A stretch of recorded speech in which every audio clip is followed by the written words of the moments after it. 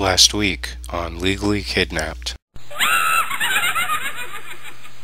Good evening. Our top story this week. 1 in 5 Texas foster children are treated with psychotropic drugs to keep them happy, quiet, and subdued. And despite a push by the state to decrease the use of psychotropics, children younger than the age of 2 are being prescribed antipsychotics at an alarming rate. And to enhance the psychotropic experience, the Texas child protective industry has even set up magical visitation rooms. The state of Indiana is so broke that social workers are now suggesting that relatives leave disabled people at homeless shelters if they can't be cared for at home while waiting for Medicaid waivers to pay for services. In New York this week, a mother fights the child protective industry against an educational neglect charge after taking her gay son out of school because of their lack of action into anti-gay bullying and death threats against her son. And a new report claims that the New York child protective industry is not equipped to deal with the truancy problem in the state. A Bronx County family court judge rules that the presence of marijuana in a house is not sufficient evidence to prove a case of child neglect. A father from South Carolina wins a 2-year battle against the New York child protective industry after a court rules that he will finally get to bring his kid back home. This will supposedly happen next week. A mother from South Carolina is humiliated at the child welfare office after being told that she would not be breastfeeding while applying for help after her husband lost his job. And a hair salon in Michigan needs your help fighting child abuse by promoting Pamper Yourself for Child Abuse Day, where they will donate all of their proceeds to the child protective industry and get some advertising and possibly a few new customers in the process. A creepy old foster care provider from New Zealand is found guilty of sexual abuse. And a social worker claims that some children's allegations of sexual abuse were dismissed and disbelieved. In Ireland, relatives of the 6 children at the center of a House of Horrors childcare case described how they raised the abuse with HSC staff several times, but of course the child protective industry did nothing. In Australia this week, a social worker recruitment strategy fails miserably, and one of 3 men on trial for his alleged involvement in abusing a group of children has told the South Australian Supreme Court jury that he turned a blind eye to it. In scary old England this week, the second serious case review into the Baby P screw-up reveals a catalog of systematic failures, including how social workers missed warning signs, how authorities failed to share data, and how the case had been treated dismally by politicians. On top of that, a new Ofsted report finds that child protection across the country is still inadequate, as 42 children have died while on the Child Protection Register in the last year. And according to a British Association of Social Workers poll, more than 2/3 of social workers experience mental or emotional instability as a result of their job. Also, the doctor who failed to spot signs of abuse 2 days before Peter Conley's death will finally face a disciplinary action from the GMC for her failures in the case. And a social worker has accepted compensation from 3 newspapers over untrue allegations about her role in the Baby P case. In Toronto, Canada this week, the child protective industry gets to keep a kid in foster care while immigration deports her mother back to Jamaica. A geography professor from the University of Quebec uses various statistics to develop maps of areas most likely to harbor child abusers. And the kids of sperm donors want to know who their fathers are. In entertainment news this week, teen Mom Star Amber Portwood suffers the horrifying consequences of her actions as her domestic violence victim boyfriend walks out on her, accusing her of abusing prescription drugs and tries to take the kid with him. And the daughter of reggae legend Bob Marley is accused of cruelty to a child. In Pennsylvania this week, a developer walks away with a $1.1 million in settlement over a botched deal to build a new $200 million